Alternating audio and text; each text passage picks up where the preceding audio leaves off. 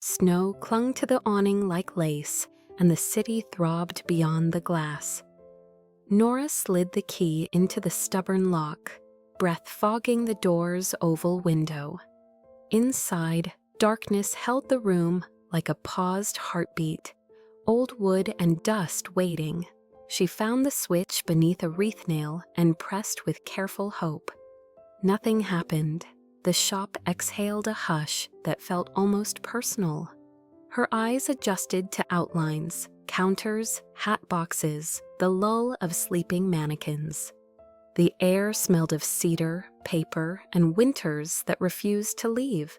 A faint music floated from memory, not from speakers, a ghost of a carol. Nora set down her toolbox, palms tingling with the small thrill of beginnings. "All right," she whispered to the dark, "show me where you ache." She traced the string of lights along the window, bulbs dull as buttons. Each socket carried a tiny scar of rust, the kind age wears without apology. She fished a tester from her bag, the ritual steadying her breathing. One by one, she touched the tiny mouths of light, listening for a spark. Silence answered, polite and stubborn, like an old secret kept tidy. On the counter, a ledger waited, its spine tired but upright. Nora opened it and met the neat handwriting of another era. Orders for gloves, silk, and ribbon. December after December, patient and exact.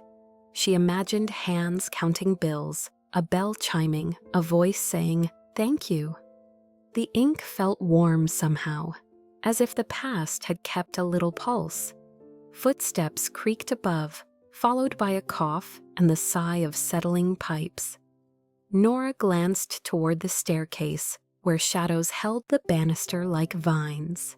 She considered calling out, but the quiet asked to be respected first.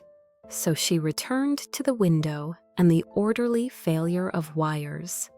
A soft flurry tapped the glass as if the snow wanted to watch her work. She thought of other windows, other nights, other jobs that paid the rent. But this room had a weight that asked more than money from her. It asked for reverence, like stepping into a church after the service. Nora lifted a strand, easing a knot that felt like time itself. "Let me find you," she murmured, and the silence approved. When she tried the switch again, a single bulb quivered and died. The rest remained loyally asleep, a choir refusing its cue. Nora laughed once, softly, at the stubbornness she recognized. She set a small lamp on the floor, amber glow catching dust in halos. In that circle of light, the store introduced itself without words. Morning arrived thin and gray, the kind that blurs edges and stories. Nora was on the ladder, coaxing garland along the window frame. The bell above the door twitched but did not ring, too shy for drama. A cough sounded, closer this time, followed by a steadying breath. She turned and saw him watching, posture straight as an oath. Arthur Harrington wore a navy sweater and a memory of cologne. His eyes were winter blue, the kind that keeps ships honest. He regarded the garland as if it were a legal document. "Those hooks will tear the varnish," he said, gentle but immovable. Nora climbed down slowly, matching his pace with her silence. "I can use the old ribbon anchors," she offered, palms open. He nodded once, the treaty signed without celebration. They stood near the counter where the ledger waited like a witness. Arthur's fingers grazed the book's edge, a habit rather than a choice. "The store keeps better notes than I do," he said, and smiled thinly. Nora asked about storage, and he motioned toward the basement door. The hinges protested with a loyal groan as he led the way. Steps descended into the cool breath of cardboard and cedar. He moved carefully, a man who knew every squeak by name. "This is where winters live," he said, half to himself. they found boxes labeled in a woman's script. Silver Stars, Snow Lace, 1957. Arthur paused, the air catching in his throat like thread in a needle. "My wife's writing," he said, touching the label with a fingertip. Nora waited, letting the silence be a chair rather than a wall. "She believed lights should be patient," he added, and then nothing. Back upstairs, he inspected the window with a curator's devotion. "People came for the feeling," he said, eyes on the glass. "Even when they didn't buy, they wanted to stand in it a while." Nora nodded, sensing the weight he carried without complaint. "What do you want it to feel like now?" she asked quietly. Arthur didn't answer at first. The question walked around the room. Finally, he straightened a small sign that had leaned for years. "Like a promise kept," he said, barely above the hum of the street. Nora looked at the stubborn bulbs and the obedient garland. She understood he wasn't ready to say goodbye. Not to this, not yet. The bell above the door rang softly, a sound so ordinary it barely touched the air. And yet, Arthur froze. Nora looked up from a box of garlands, sensing a presence that didn't belong to the dust. A woman stood at the entrance, her coat still wet from the snow, her eyes scanning the store like someone returning to a dream. "Claire," Arthur whispered, almost afraid to say it aloud. The name hung there, fragile as glass. For a moment, time didn't move. Claire placed her gloves on the counter, noticing the faint scent of pine and the soft hum of old Christmas records. She had not been inside the store for 12 years, but everything looked both smaller and heavier. Her gaze lingered on the golden star still hanging crooked in the window. The same one her mother used to fix each December. Her throat tightened, but she didn't speak.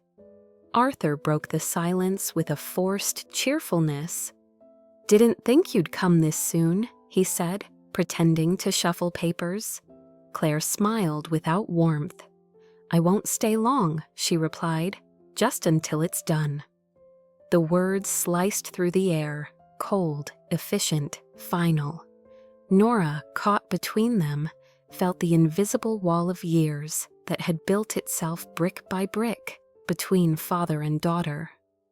Nora busied herself with ribbons, pretending not to listen, yet every word clung to her skin. She saw the way Arthur's hands trembled slightly when he touched the counter, and how Claire's eyes kept drifting toward the staircase that led to the old offices above. There was love here, buried, stubborn, unfinished. And somehow Nora felt responsible for bringing light into this dim place again. As she rearranged the window display, Nora caught a glimpse of them reflected in the glass. Arthur's worn frame, Claire's guarded posture, her own uncertain silhouette. 3 figures bound by something unnamed. In that reflection, she saw more than people. She saw stories trapped in time. The store itself seemed to watch them, its wooden floors creaking softly like breath held too long. When Claire finally turned to leave for the day, she paused by the door, her hand resting on the frame. "You're the decorator?" she asked Nora, her tone polite but distant. "Yes," Nora said softly, "just trying to make the place remember itself." Claire nodded, unsure what that meant, but somehow it lingered. Outside, the wind lifted her hair like an unfinished goodbye. As the door closed, Nora looked around the empty store. The lights flickered once, as if responding to her thoughts. She whispered to the silence, "It's not the end, not yet." The old building seemed to exhale, a faint warmth in the air, and for the first time, Nora realized the store was not just a place. It was alive. It was waiting. The snow kept falling outside, silent and determined. Inside, Nora sorted boxes in the back room, her fingers brushing against time itself. Beneath layers of tinsel and brittle paper, she found a small notebook tied with red string. The pages were thin, filled with sketches and notes about window displays. At the top of the first page, written in graceful hand, Margaret Harrington, Christmas Ideas. Nora sat on a crate, reading as dust swirled in the weak afternoon light. Each page felt like a whisper from a woman she would have liked. Patient, precise, quietly joyful. Drawings of angels made from lace, snowflakes cut from music sheets, little hearts hidden in the corners of the glass. "Beauty lives in small things," one note said. Nora smiled, feeling the truth hum through her chest. She carried the notebook to the main floor where Arthur and Claire stood apart, each lost in their own silence. "I found something," Nora said, holding it out. Arthur blinked as if seeing a ghost. Claire frowned, curious but guarded. When Arthur touched the cover, his thumb trembled. "Your mother's," he whispered, voice breaking around the word. Claire took the book carefully, afraid it might vanish. She turned a few pages and stopped at one sketch. A little girl holding a lantern beside a store window. Her own name was scribbled below it. The air shifted. Something tender cracked open, like ice underfoot in early spring. Arthur looked away, pretending to tidy the counter, but his shoulders betrayed him. For a long moment, no one spoke. The ticking clock seemed louder than the city outside. Claire finally said, "She drew this for me." Arthur nodded, swallowing memory like a stone. Nora felt like an intruder and a witness at once, watching two people remember the same love differently. It was grief, but gentle, the kind that makes room for breath. Arthur sat slowly on the stool near the window. "She used to plan every Christmas months ahead," he said softly. "Said it was how she prayed, through beauty." Claire's eyes glistened, and Nora's did too. The store felt warmer, lighter, as if Margaret herself had stepped closer, brushing dust from the shelves with invisible hands.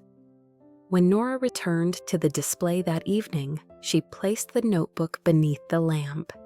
It seemed right for the store to see itself reflected through her work again. As the lights dimmed, she whispered, "We'll make her proud." Outside, the snow paused midair, caught in a moment between memory and forgiveness. Morning sunlight spilled through the frosted window, thin and gold like honey. Nora had spent the night here, finishing the new window display, part past, part promise. Silver bells from the old boxes, twine bows from her own collection, and one detail from the notebook, a single lantern glowing in the center. It looked simple, but it held a heartbeat. Arthur came down first, his steps careful, his eyes tired but curious. He stood before the glass, saying nothing. Claire joined him moments later, coffee in hand, hair still damp from the cold. For a moment, they looked like strangers visiting their own history. Then Arthur's lips parted, his voice a whisper. She would have loved this. Nora stepped back, letting them own the silence that followed. She watched as sunlight touched their faces through the reflection, the past and the present blending softly. Claire traced a finger on the glass, leaving a small trail in the condensation. "It's beautiful," she said, the words sounding surprised, almost afraid of feeling again. Nora smiled gently, not answering. Together, they plugged in the string of old lights one last time. The bulbs flickered weakly, as if testing the air. Then suddenly, one after another, they bloomed. gold and white, trembling but alive. The store exhaled. Arthur laughed, a deep, uneven sound that hadn't been heard there in years. Claire's eyes filled before she could stop them. Nora turned away for a moment, pretending to adjust a ribbon, but her heart ached with something unfamiliar. Belonging, perhaps. The glow from the window spilled over her hands, warming the cold edges of her palms. She thought of her own daughter, somewhere far away, and wondered if light could travel that far. When the crowd outside began to gather, drawn by the sudden shimmer, Arthur straightened his tie. "Let them in," he said proudly, like a man greeting his memories. Claire nodded, her voice steadier than before. "Let them see it shine." The bell over the door rang again, and laughter followed like music. The store was alive just for now, and maybe that was enough. That night, after everyone had gone, Nora stood alone in front of the glass. The reflection showed 3 faces in memory, her own, Claire's, and Margaret's, smiling faintly behind them. The lantern in the center burned steady, refusing to fade. Nora touched the window and whispered, "It's beginning." Outside, the snow started falling again, brighter this time. The clock above the staircase hadn't ticked in years. Its hands were frozen at 9:15, the time Margaret used to open the doors each morning. One afternoon, while Nora dusted the shelves, the clock suddenly coughed back to life. A slow, hesitant rhythm, like a heart remembering itself. Arthur looked up from his chair, startled. "Well," he murmured, "some things refuse to stop." The soft tick filled the quiet, threading through boxes and garlands. Claire froze, hearing it from the back office, her chest tightening with memory. She remembered the sound from childhood, her mother humming in time with it, her father calling customers by name. For a moment she was 10 again, waiting for cocoa and stories. She pressed her hand to the wall, afraid the feeling would vanish. Arthur watched her from the doorway. "Didn't think that old thing still had courage," he said gently. Claire managed a small smile. Maybe it was just waiting for someone to notice. Their eyes met, not as strangers, but as people standing on opposite shores of the same river. Nora saw it, a flicker of something that could become a bridge. Later, as they closed for the night, Nora asked Arthur if he wanted her to stop the clock. He shook his head firmly. "Let it run," he said. "Let it tell us what time it is again."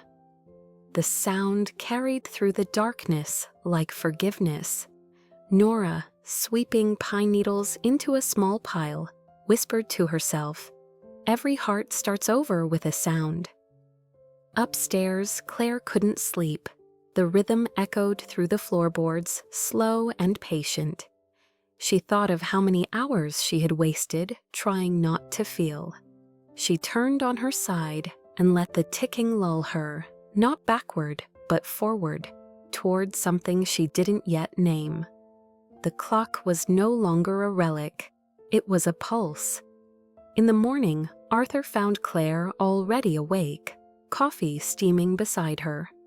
They listened together, neither speaking. The sound filled the silence they no longer needed. Nora entered quietly, carrying cinnamon rolls from the bakery. "I thought we could start with something sweet," she said. The clock agreed, marking the moment as alive. Outside, Maple Street shimmered beneath new snow. The world seemed to keep time with them now. Each tick was a small declaration, still here, still trying, still believing. Nora glanced at the glowing window and thought, sometimes the past doesn't die. It waits for us to listen. The days grew shorter, and the cold sharpened the air like glass. Nora worked longer hours, humming softly as she adjusted ribbons that refused to lie flat. Claire began arriving earlier, coffee in hand, pretending it was just to help. But Nora saw the shift, the way her eyes softened when she passed her father, the way her steps slowed near the old counters. Something inside her was thawing. One morning, an email arrived, a job offer from Chicago. Claire read it twice, her pulse quickening. It was everything she had once wanted: prestige, movement, escape. She looked around the store, at the fading wallpaper, at the clock still ticking. "Just until it's done," she had said. But now the words felt smaller than the room. Arthur found her standing near the mannequins, phone in hand. "You look like someone trying to choose between doors," he said kindly. She smiled weakly. "One leads to what I planned, the other, I don't even know what it is." Nora joined them quietly, sensing the tension. "Sometimes," she said, "the door chooses you." The line lingered like breath in cold air.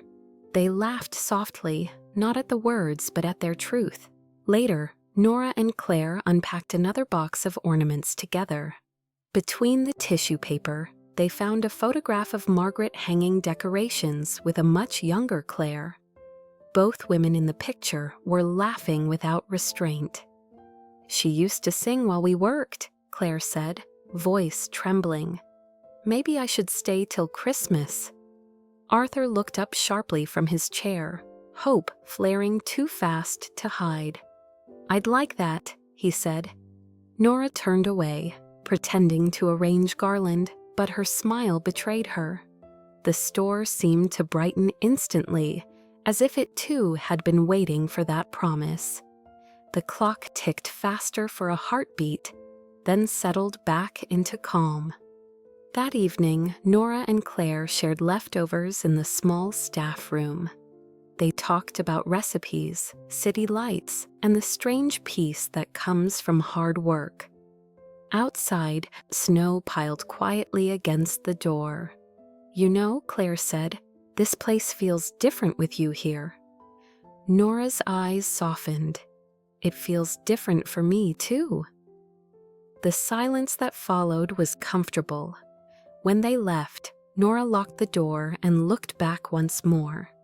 Through the glass, the lantern in the window glowed faintly, steady and warm. A whisper rose in her mind, "Stay just a little longer." She didn't know whose voice it was, but she obeyed. The storm came suddenly, sweeping through the city like a sigh. By late afternoon, Maple Street was buried, the world outside turning to white silence.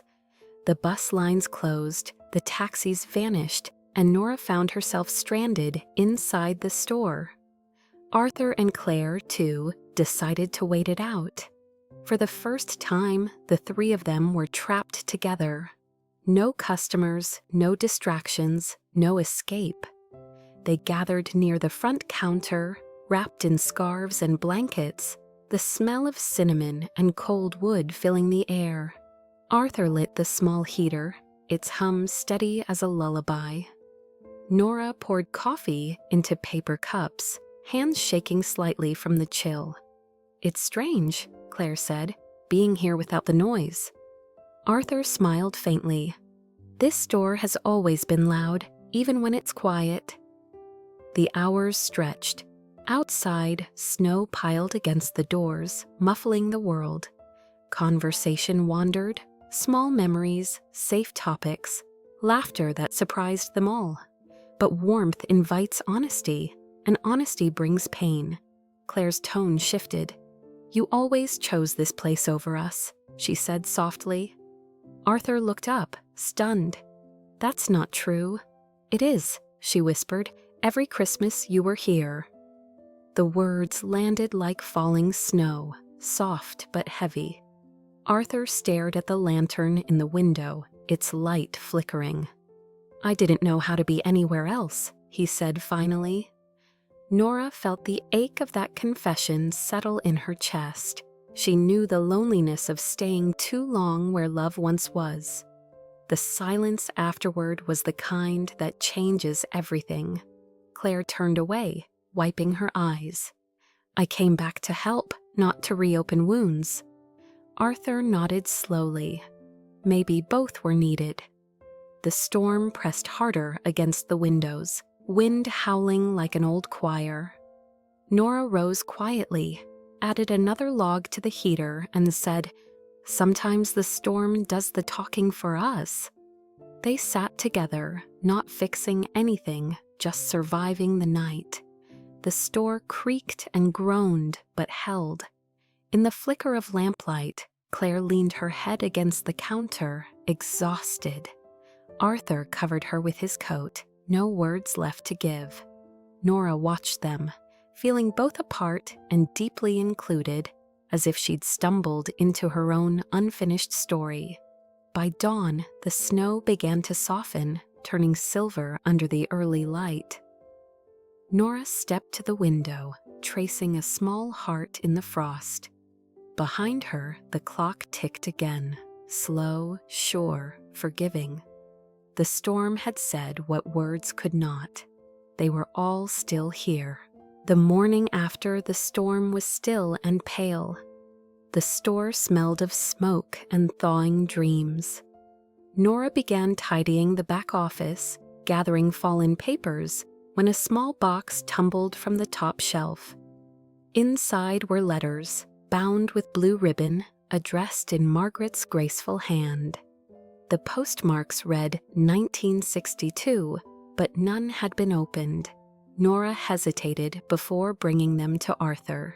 He unwrapped the ribbon carefully, fingers trembling as if touching something sacred. The first letter began with "My dearest love," and ended with "Please promise you'll rest someday." He read aloud in fragments, voice cracking, eyes wet. Claire stood nearby, frozen by the tenderness between two ghosts. One letter was different, written to "My darling Claire," never mailed. Arthur handed it to his daughter. The words spoke of love, fear, and pride, all tangled.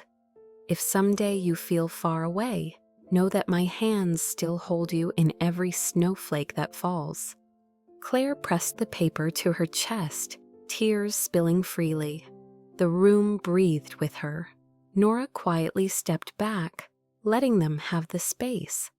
The sound of the clock and the hum of the heater filled the silence between sobs. Arthur wiped his eyes and said softly, "I didn't know she wrote these." Claire nodded, smiling through tears. Maybe she knew we'd need them now. Nora looked toward the lantern in the window. Its flame seemed steadier. Later, they placed the letters inside a glass frame near the counter where everyone could see. Arthur said, "She always wanted people to feel something when they came in. Maybe this is her last display." Claire laughed gently. "Or her first one for us."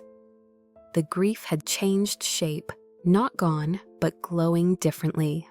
That evening, Nora sat alone at the back desk, writing in her own notebook. "Light finds its way through paper and time," she wrote. When she looked up, she saw Arthur and Claire laughing softly over old stories. The sound was fragile, but it was laughter. Outside, the snow glistened under lamplight, and Nora whispered, "She's still here." Arthur had caught a cold from the long night by the heater. Nora insisted he rest upstairs, and Claire took charge of finishing the displays. For the first time, she gave orders, gentle but firm. The staff obeyed with quiet respect. Nora watched her move, the rhythm confident, the gestures familiar. The daughter was becoming the heartbeat her father once was. They worked late into the evening, dusting, polishing, repairing strings of fragile lights. Claire found one last box labeled Window 1980, Joy. Inside were miniature angels carved by hand, each with a tiny crack in the wing. She always said imperfection was where the soul lives, Arthur had once told her. Claire arranged them carefully, smiling through fatigue. Nora climbed the ladder to hang the final garland, while Claire checked the reflection in the glass. "It's different," Nora said. "So are we," Claire replied. The two women stood side by side, gazing at their work.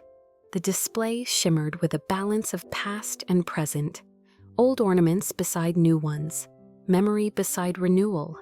It was somehow alive.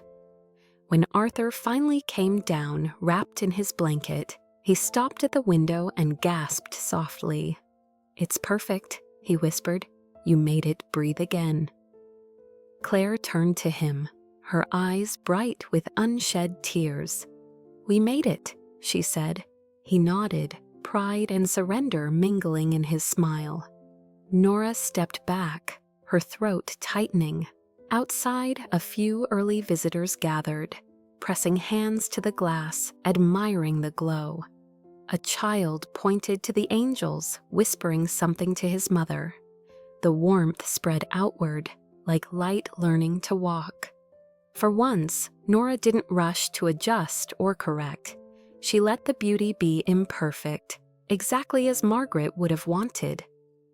Arthur leaned against the counter, weary but peaceful. "When these lights go out," he said, "I'll be ready." Claire placed a hand on his. "Not yet," she whispered. The clock chimed 6, echoing through the store like a benediction. For a heartbeat, all three stood in the reflection together, the living and the remembered, the past and the possible. That night, Nora closed the door softly behind her. The snow outside was falling again, slow and steady, as if repeating a promise. She looked back once more at the glowing window and smiled. The Christmas that wouldn't end, she thought. Inside, the lantern burned bright, refusing to fade, a reminder that endings are often just pauses before the next song. The air in the store had changed. It smelled now of cinnamon and courage.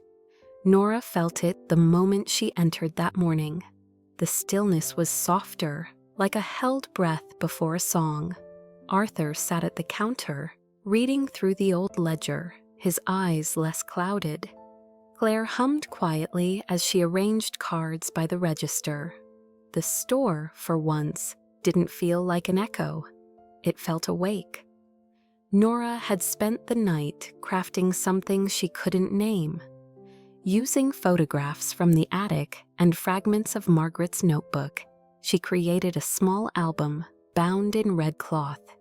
The cover read Harrington's Windows, 1952 to 2023. She placed it on the counter beside Arthur's cup of tea. "For you," she said simply. He looked up, eyes questioning. "And for her." Arthur opened the first page, his breath catching at the sight of the earliest displays. Black and white photos of smiling faces under garlands. His fingers brushed over the images as though the paper might answer back. Claire joined him, resting a hand on his shoulder. Together they turned the pages, decades of beauty, care, and quiet faith. Nora stood back, watching light ripple across his face. When he reached the last page, there was a photograph taken only days ago. The three of them standing before the lantern display, laughter frozen in gold. Beneath it, Nora had written, "Some things never close. They just change hands." Arthur read it twice, then pressed his thumb against the words. "You made this?" he asked softly. Nora nodded. "We all did."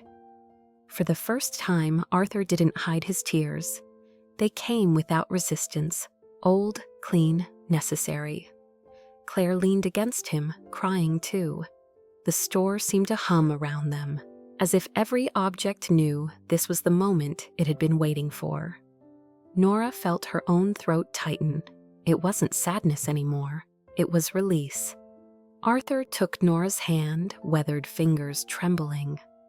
"You've given me what I didn't know I needed," he said. "A way to leave something behind that isn't loss." Nora smiled through tears. "You're not leaving, Arthur. You're passing light forward." The clock ticked once, sharp and clear, like an amen. When Nora left that evening, she looked back through the frosted window. Arthur and Claire were still there, heads bowed over the album, pages glowing under lamplight. Outside, the snow had stopped. The streetlights burned steady and strong.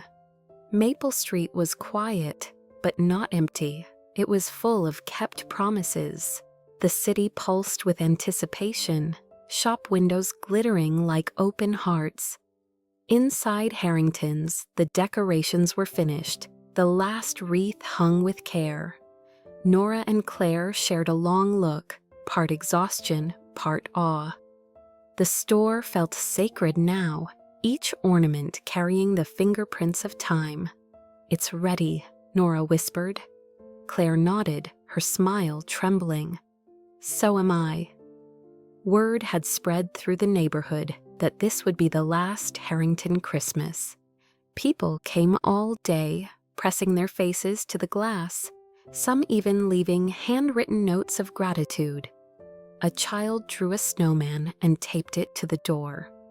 Arthur sat near the entrance, greeting each visitor by name, as if the years had folded in on themselves.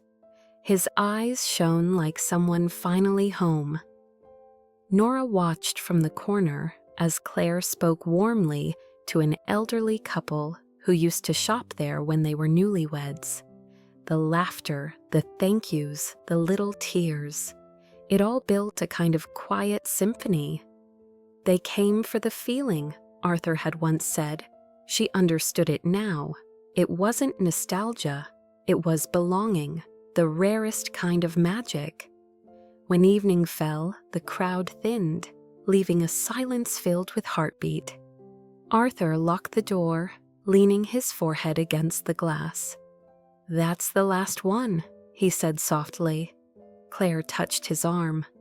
"It doesn't have to be." He turned, surprised. I mean, maybe it's not an ending," she said, "just a different beginning." His eyes glistened with understanding. Nora packed up her tools quietly, pretending not to hear. But her chest ached with joy and ache in equal measure. She had seen this before, people afraid to let go until the right person offered a hand.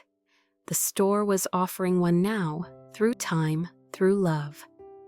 Outside, the snow began again, gentle and new. They spent that night cleaning and laughing, their fatigue becoming warmth. Arthur told stories about the first window he ever designed. Hand-painted stars that smudged in the rain. Claire teased him about his stubbornness. He took it as a compliment. Nora listened, heart full. Every laugh felt like a prayer, answered late but perfectly on time. Before going home, Nora stood one last time before the lantern display. It flickered softly, as if aware of its purpose. She whispered, "Thank you," to the glass, to the store, to the life she didn't know she'd been mending. When she turned away, she didn't see the reflection, Margaret's smile, faint but present, behind her. Christmas morning arrived quiet, pale gold spilling over Maple Street. Nora walked to the store early, boots crunching in untouched snow. She expected silence, but soft music drifted through the door, an old carol, Margaret's favorite. Inside, Arthur stood by the counter, dressed neatly in his coat and hat. Claire was beside him, her hand on the keys. The light in the room was thin and holy. Arthur smiled when he saw Nora.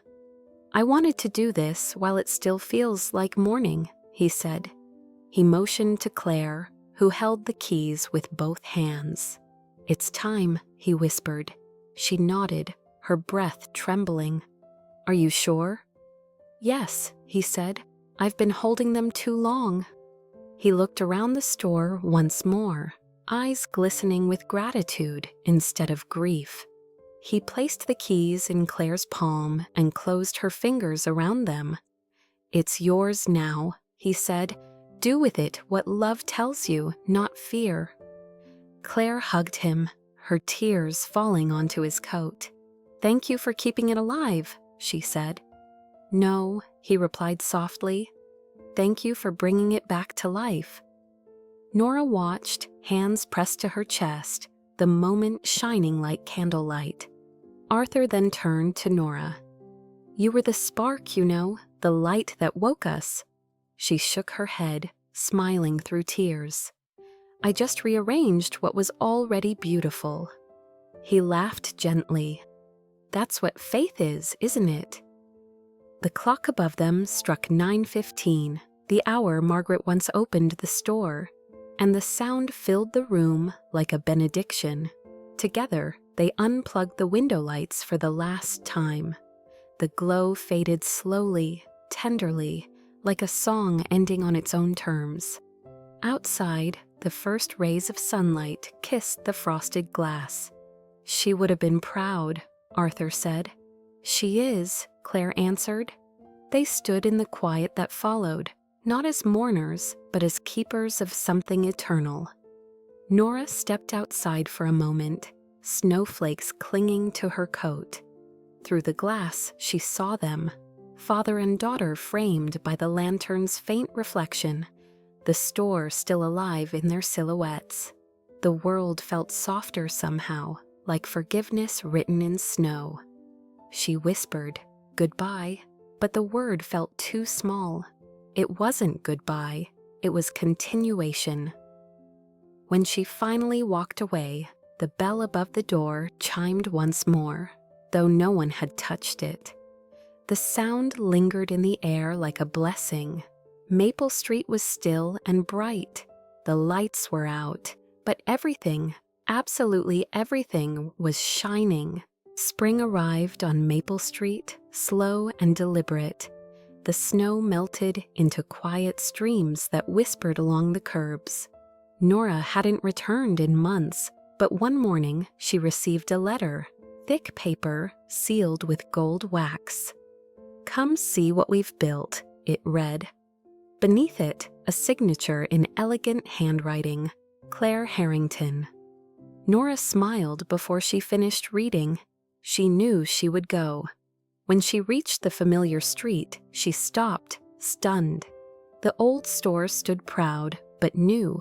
Windows polished, sign repainted, life humming inside. Above the door, the Lantern Cafe and Atelier. Through the glass, people laughed, children drew on napkins, and music played softly. The past hadn't been erased, it had bloomed. Claire spotted her immediately and hurried to the door. "You came," she said, hugging her tightly. Nora laughed, holding her close. "I wouldn't miss it." The air smelled of coffee, sawdust, and beginnings. "I wanted it to feel like her," Claire said, glancing upward. "Like Margaret, like my father, but also a little like you." Nora blinked back tears. "It's perfect." They toured the space together, part cafe, part small gallery of old Christmas displays. The lantern still stood in the front window, glowing softly. A small plaque read, "For those who believe light never truly goes out." Arthur sat at a corner table, reading, his cane beside him. He looked up and waved, the kind of wave that says home. Nora joined him, warmth flooding her chest. "So," she teased, "retired at last?" He chuckled. "Almost." "They still let me polish the counters when no one's looking." Claire brought over pastries and coffee, her laughter easy now. The three of them sat together as the morning filled the windows with gold. It didn't feel like a reopening, it felt like completion. As Nora prepared to leave, Claire handed her a small gift, a glass ornament shaped like a heart. Inside it, a fragment of old ribbon shimmered in the light. "From the first display you made," Claire said. "I kept it." Nora's voice wavered. "Thank you." "For everything," Claire whispered. Outside, the bells from the church down the street began to ring. The sound was pure joy. Nora stepped out into the gentle sunlight. The street, once quiet, was alive again. She turned back once, watching families gather inside the cafe. Arthur smiling, Claire radiant. The lantern in the window glowed against the day, proof that light doesn't need darkness to shine. For the first time in years, Nora didn't feel like she was leaving anywhere. She was simply moving forward. Winter returned, soft and golden. The Lantern Cafe sparkled with new garlands, its windows alive again with wonder. Nora stood outside in her red scarf, watching the snow begin to fall, the first flakes of the season. Inside, laughter and music filled the air, a living echo of all that had come before. She smiled, knowing this was the Christmas the street had been waiting for. Arthur sat near the window, his hands wrapped around a steaming cup, watching the snow with a quiet smile. Claire stood beside him, decorating the little tree by the counter, her eyes full of peace. Every ornament carried a story: old stars, paper angels, new dreams. The cafe had become a gathering place, a home for memory and hope. Nora could feel it even from the sidewalk. When she stepped inside, the bell above the door rang, the same gentle chime from that first day. Claire turned, her face lighting up. "You made it," Nora laughed. "I told you I would." She set down her bag, brushing snow from her coat. Arthur gestured toward the seat beside him. "Come warm yourself, my dear. It's your season, after all." Nora sat, heart full. The crowd was small but glowing. A group of children traced stars on the fogged windows, whispering wishes. A young couple read the plaque beneath the lantern aloud, holding hands. "For those who believe, light never truly goes out." The words seemed to hum through the air like a carol. Nora closed her eyes, breathing it in, feeling Margaret's spirit woven through every sound. Claire brought a tray of cocoa to the table, smiling softly. "To new beginnings," she said, lifting her cup. Arthur raised his as well, and to the ones who helped us find them. Their mugs clinked gently, the sound ringing clear and true. Outside, the snow thickened, falling in slow, forgiving spirals. Maple Street shimmered beneath the lights. As evening settled, Nora stood to leave. She walked to the window and touched the glass, watching the reflection of 3 faces, hers, Claire's, and Arthur's, framed by the lantern's glow. Behind them, she almost thought she saw Margaret, smiling faintly in the golden haze. She whispered, "Merry Christmas," and the glass seemed to answer, warm against her palm. Outside, the street was quiet, except for the soft rhythm of snow under her feet. Nora looked back one last time at the cafe, the lights, the people who had found their way home. She smiled through tears, whispering, "Some lights never fade. They just find new windows." Then she walked into the night, the snow falling around her like blessings returning home.